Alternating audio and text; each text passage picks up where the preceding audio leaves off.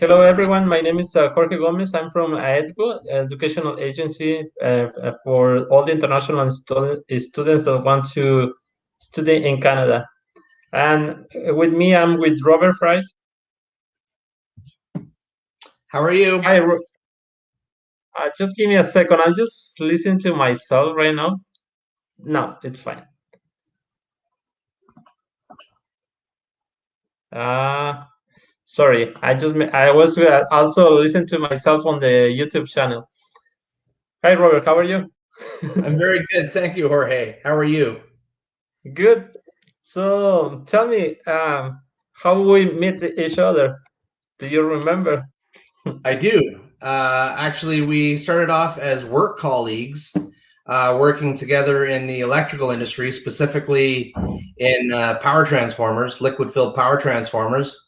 At the time, you Yeah, were working for PTI, Partner Technologies, Inc., yeah, and I had just started my own company, which is yeah, Oz Sales, now known as Oz Sales Inc. We've incorporated since we started.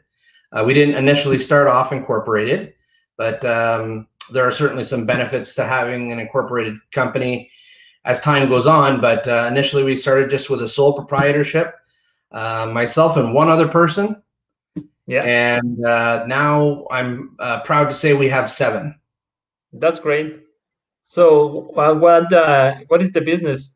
What kind of business do you have? So, so Oz Sales is basically a technical sales representation company. We do technical sales for manufacturers that are typically either out of province or out of country that Yeah, want to participate in the electrical industry, because we're very much just strictly focused on the electrical industry. So for out of province or out of country businesses that want sales representation in the province, but might not necessarily want to put up the money for direct salespeople. yeah, Strictly speaking, anybody that isn't familiar with Ontario, it's a very large province, the largest by population, certainly in Canada, and geographically, it's also very, very large. yeah, So that being said, I knew that eventually I had to get to the point where I had 3 or possibly 4 of my own sales representatives before we could expand. So we're pretty much there now. I yeah, have Dennis and Adam and Mark and Nicholas are my outside sales representatives. And then inside is Susanna and Angel. And I'm inside outside. So technically, I go wherever I'm needed. But as yeah. the But president, that's my prerogative to do that. you are the owner, right? I am. Yeah, that's So good. again, we just celebrated. 2021 is going to be our 12th year of business. That's great. So Congratulations. thank you. And Uh, it it was very difficult at the beginning.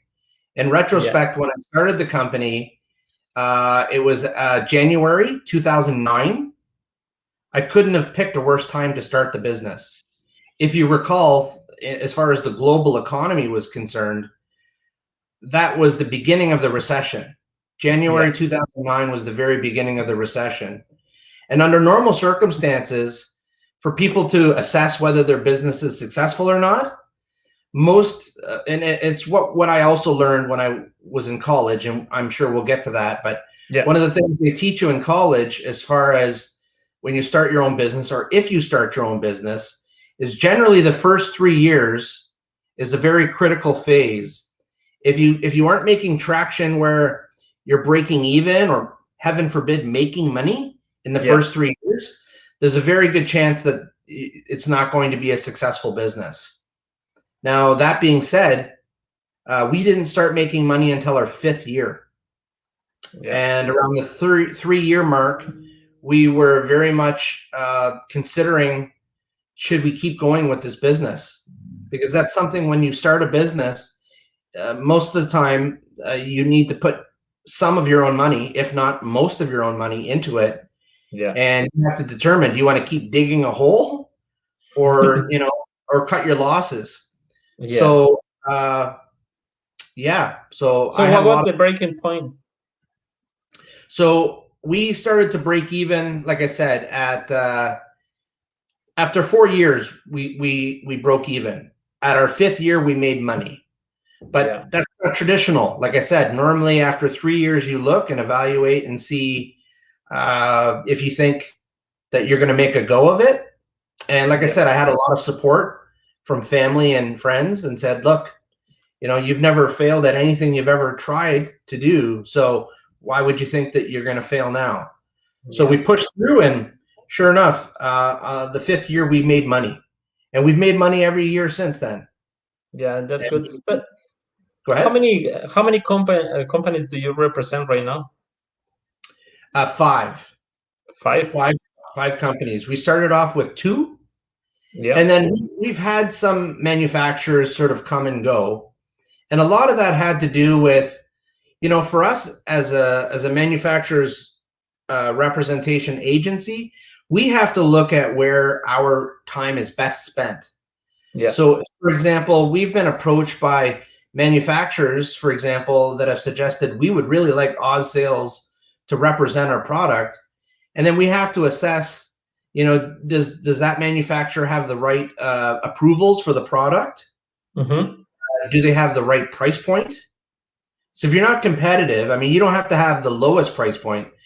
Oz Sales doesn't sell that way. Oz Sales can sell on a premium, but there's only so much of a premium that you can get, like unjustified. So we always said our customers / partners have to be competitive. They have to be complementary to what we already have.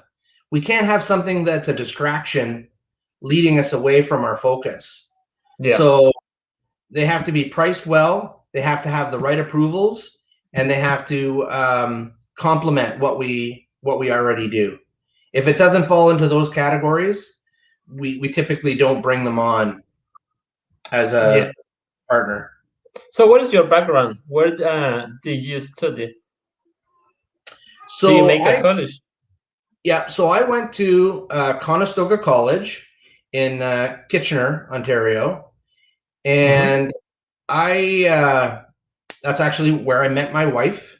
If anybody's thinking about, you know, finding a significant other, I will tell you that Conestoga was a great place, and I was there for general business. And your wife? And she was there actually for materials management, which is typically what someone would go into if they wanted to do purchasing or procurement. Mm-hmm. She's been employed since the day she graduated. And for you, go ahead. Now, for you, how long it takes to get your first job after graduating?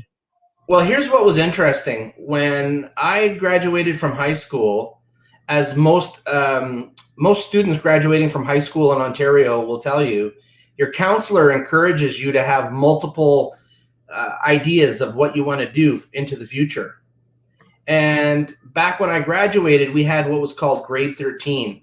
So under normal circumstances, after grade 12, you would graduate. Well, when I graduated, they had what was known as OACs, or grade 13. Now, the chief benefit of that was it really helped give a little extra time to figure things out. I always thought it was funny that the expectation is people are 17 years old and they have to know what they want to do with the rest of their life. So my counselor said you should have multiple ideas in mind.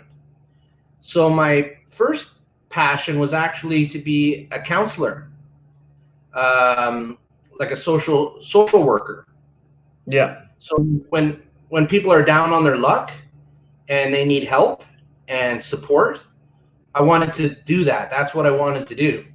So, of course, you then have to have a backup, a plan B. Your counselors generally tell you, the counselor will say, well, what's your backup plan? And for me, because of my friends all taking business, I decided, well, I'll just take business. And unfortunately, I did not get accepted into any of the programs for social services for whatever reason, but I was accepted into university and college. So I was accepted into Laurier University, which is a very popular business school, or business university, to be clear. We have two universities in Kitchener-Waterloo. So Laurier was a very popular business university. I got accepted there. And then I also got accepted into Conestoga College. Yeah. One of the things that really helped me determine what to do was I looked at the cost of tuition, and university was very expensive.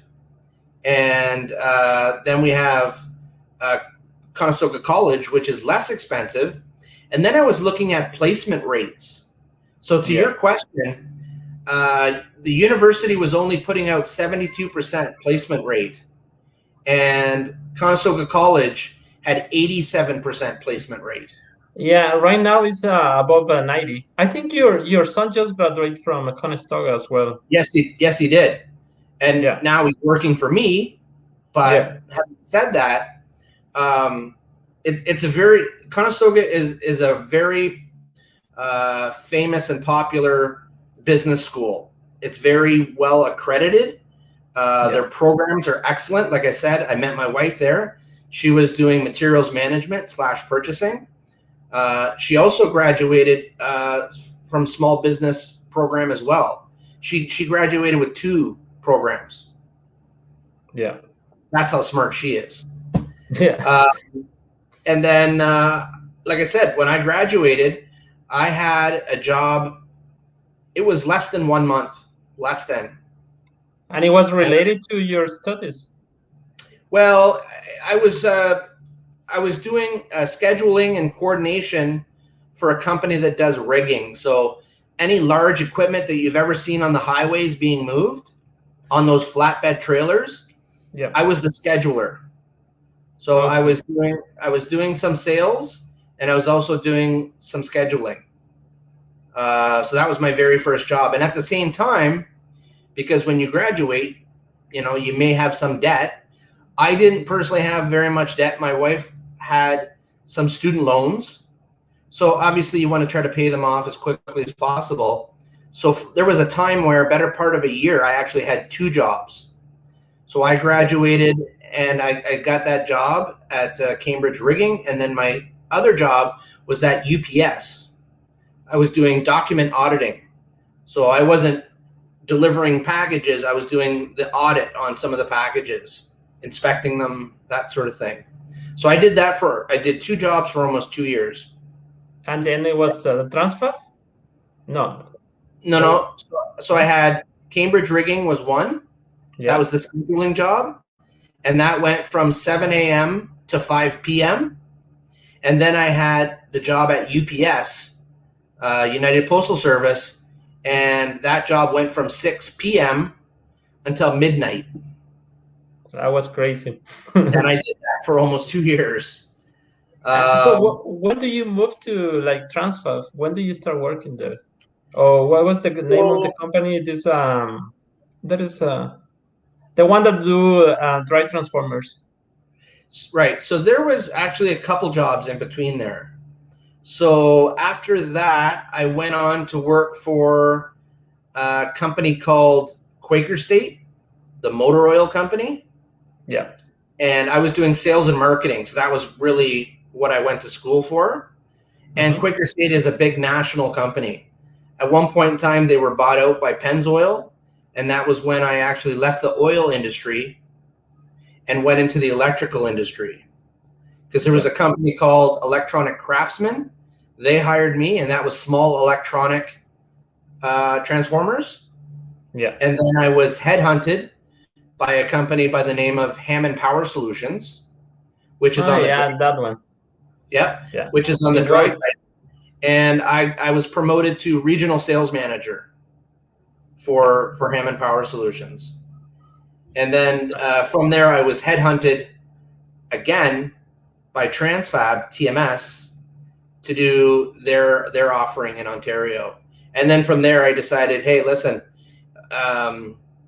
if I can work it so that I can do representation for these companies and have my own identity, hire the people that I need to hire to make my business successful and theirs to help grow their business, that I would do that. So Yeah, I did that almost 12 years ago.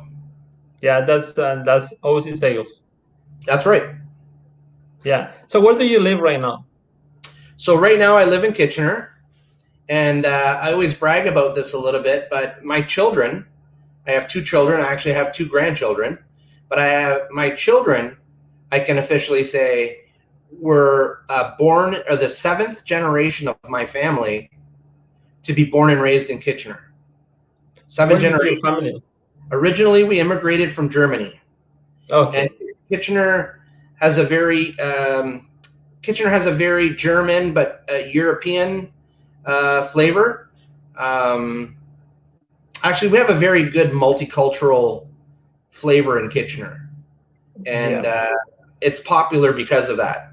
People like to be able to, whether you're Portuguese or if you're Italian, Japanese, Chinese.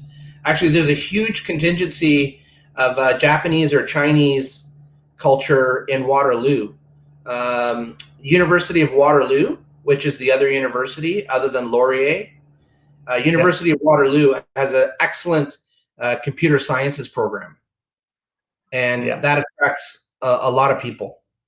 Yeah. Actually, I have an application for an international student from Mexico. He's gonna apply to computer systems and at Conestoga, and I'm just Oh, gonna finish that application tonight. very good. Uh, yeah, and I have actually a couple of guys going to Conestoga in September 21. It's one is for video games, computer, and the other one is something about 3D. And I know it's really popular Kitchener and Waterloo for all the IT community, like big companies like BlackBerry. I don't know Yeah, which all we like have Google. we have a tremendous amount of technology companies here in Kitchener Waterloo, and that had a lot to do with the fact that for a while BlackBerry was the largest cell phone manufacturer in the world, Yeah, and when they started to downsize and pivot their business model, a lot of those people that used to work at BlackBerry went on to start their own companies. yeah, So there's a lot of tech companies in Kitchener Waterloo, a lot of tech. yeah. But that's great. I mean, the universities and colleges support that. And yeah, I mean, there's no doubt about it. That's a big part of the economy here in Kitchener Waterloo. Yeah, how long it takes to drive to Toronto in average? Um, on a good day, 45 minutes to 50 minutes. Most Yeah, days, 1 hour, 15 minutes. yeah. And what about the price difference? Do you see a big gap? Yeah, so the housing market in Kitchener is increasing Yeah, because of the popularity. Kitchener Waterloo is increasing fairly significantly. Although I will say that we're at least 30% less expensive to live here, at least yeah, 30% less expensive. And when you look at the money that you can make, you can commute to yeah, Toronto and live here. And a lot of people do. And now with COVID-19, I will tell you that some people don't even have to leave their house. They can work for a Toronto-based company. yeah, Yeah, they can work for a Toronto-based company and live here in Kitchener, Waterloo. yeah. Because And companies mhm, like Google, for example, Google's here, yeah, and Microsoft is here. A lot of the major companies that you can think of in tech, they're here. And so if they have a branch here, you can work here. Normally, that's how that works. no, and it's great because you can get a big paycheck and also a big house because you can afford it. Not like in Toronto that is like over a million. Do you know what is the average price for the houses in Kitchener right now? Right now, the average price is 500,000. So it's half. So between 4 and 500,000, you could get, a nice townhouse or a condo or something smaller. Yeah, My house is 18. Well, if you include all three floors, it's 2,400 square feet, and that's probably around $700,000 for 2,400 square feet. And I back onto a green belt. Yeah. And so I have no backyard neighbors, huge yard, and I'm very close to all the amenities, movie theaters, 3 grocery stores, 2 liquor stores. That's important. Yeah, of course. 2 drugstores, 2 pharmacies. So anything you can think of, we have it like a walking distance from my house. We could walk. Yeah, no, it's a nice city. I've been there like a couple of times, and when you mention the size of your house, and I think about a house like yours, but in Toronto, it will be like a 1.2, 1.4 million. Yes. It will, yeah, but it's not like your salary is gonna increase that much. It's not gonna be because you are living in Toronto, you're gonna get double the income that you are getting in Kitchener. It's just everything is more expensive, so you have less money to spend actually if you live in Toronto than if you live in Kitchener. Yeah, so housing in Kitchener is between 30 and 50% less. Yeah. So yeah, that's great. And you have a new office right now? I do. So we just moved into a new office and we have some warehousing space. Yeah. So the idea being that for some of the manufacturers that we work with, the intent is to do some warehousing services for them. So with a forklift, some of the product is on a skid, some of it's just on a shelf. And then we're going to start off with pickup service only, and then work our way into shipping with, UPS, Pure Leader, FedEx, whatever. But initially, we're going to do pickup service, and I'm anxious to start that. So we're probably going to start that in April. So we're about a month, roughly a month and a half away from starting. Do you think everything about COVID-19 is gonna slow down, like less lockdowns and stuff like that? I'm convinced that at least in Ontario, other provinces are on a different schedule, but in Ontario, I would say that things are going to start to return to normal in the fall of this year. Yeah. By July, we're going to start to get back to normal. I think our COVID cases have gone down dramatically. Everybody's done their part to, minimize contact, wear masks, wash your hands, the normal stuff. And then now with the vaccines being distributed, even the Prime Minister of Canada has basically suggested that by July, all of Canada will have an available vaccine if they want it. Well, that's good. That's really good because there are too many students waiting to the border to be open to travel. And right now there are a lot of limitations, like we need to do a quarantine for 14 days, stay in a hotel for 3 days, and it's not like cheap, it's expensive. Could be up to $2,000 just to be 3 nights in a hotel. I understand. So like I said, by the fall, I think we'll be getting back to normal. Well, that's good. Well, I think that's everything that I want to cover today. I don't know, Robert, if you want to mention something else, or you want to make an invitation for the international students to go to Kitchener and study maybe in Conestoga. Well, I would say that the nice thing is that the size of the town has all the amenities that you could possibly want.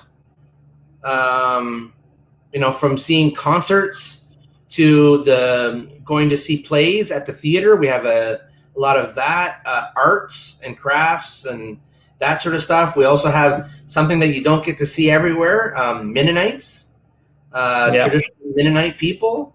They live in harmony with us on the outskirts of town. They don't really interact per se with the rest, but it's an interesting aspect of what's around here. And then cost of living is reasonable, very reasonable. And the education opportunities are tremendous. And the work opportunities are tremendous as well. Jorge, because it's when you graduate, there's no reason not to have a job. Anybody that doesn't have a job doesn't want a job. Yeah, that are lazy. They don't want to work. We have no shortage of jobs here, and Yeah. and good jobs, good paying jobs. Of course, everybody has to start somewhere. There's no shame in working at Tim Hortons or McDonald's. at KFC or making pizza or whatever while you're going through school. Everybody has to do that. My son Nicholas worked at an oil change place, Mr. Lube. He worked there while he was in college, and it's just what you have to do, to get through. But once you get through, there's a lot of other jobs that are available that are really great paying jobs, and the nice thing is they're all in your field. We have very few programs that you can take in college and university where we don't have those jobs here. Almost everything that you can take at Conestoga or Laurier or at University of Waterloo, the jobs that you can have from your program they're all right here. So you don't have to you don't have to move away after you graduate. Yeah, no, and it's good that, like, if you want to go to a big concert, maybe, I don't know, if there is not any option in Kitchener, you just drive 50 minutes to Toronto, and then you see the concert over there.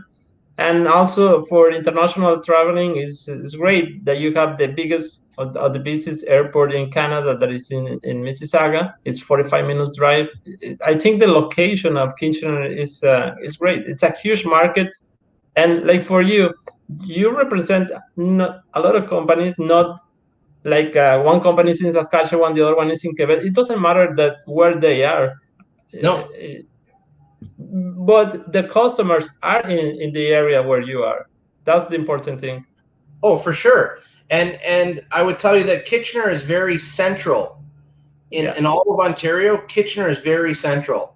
As far as the borders are concerned, it would be 4.5, say 5 hours to the border of Ontario and Quebec, about 5 hours. And then it's about 3 hours to the border of Ontario and Michigan. So the border of the United States, about 3 hours. Detroit. Pardon me? It will be Detroit? Yes. Detroit, Michigan. So 3 hours to get to that border crossing, or 2.5 hours, maybe closer to 2 hours to get to the border crossing in Buffalo, New York. So instead of Michigan, you can cross in New York, and that's just maybe 2 hours away. So a lot of proximity to the border. And then the nice thing is you're not right in downtown Toronto, which not only is very expensive, but if you don't like the hustle and bustle, then it's the perfect compromise that you're close enough that you could be there at any point in time. And most times you don't need to drive there. Again, if you wanted to see a concert or watch a hockey, like a NHL hockey game, yes, then Toronto, that would make sense. But one of the things that's interesting, Jorge, is that transportation from Kitchener to Toronto is becoming more seamless all the time. As far as light rail, so Kitchener has a brand new light rail system. So you can get anywhere in Kitchener on the light rail system, and it's very inexpensive and safe and environmentally friendly. It's electric, right? Yeah. But there's a lot of conversation about connecting that to Toronto, because we do have a good rail system that goes from Kitchener to Toronto. So tying into that there would be no problem. So right now I expect that to come down the road, where we'll have a rail system that'll connect us to Toronto. You won't have to drive a car. Just get on the rail system anywhere in Kitchener, Waterloo, and you can be in Toronto in less than 1 hour because there's no traffic. So maybe 45 minutes, like as you say, that would be every time, all the time, no problem. 45-minute jump on the light rail system, and you're in Toronto. That's coming. Yeah, well, that's great, and that means a lot of jobs also coming to town. Of course, yeah. How's Mark? Doing really well. He's still, as always, my right-hand man. Due to COVID, of course, we've had some serious restrictions. So we have a quarterly business meeting, and we all get together as a team, all of us. That's just to keep everybody on the same page. But yeah, he's still doing really well. That's good. But thank you, Robert, for your time. It was great to talk to you, and I hope I can see you again, maybe in Mexico. We can make a trip like the other one. You tell me when I Yeah, need to get on a plane, and as long as COVID allows it, I'm there. yeah. We should plan maybe I, next year. yeah, and I'd love to have you down here for a while. Yeah, I will be there.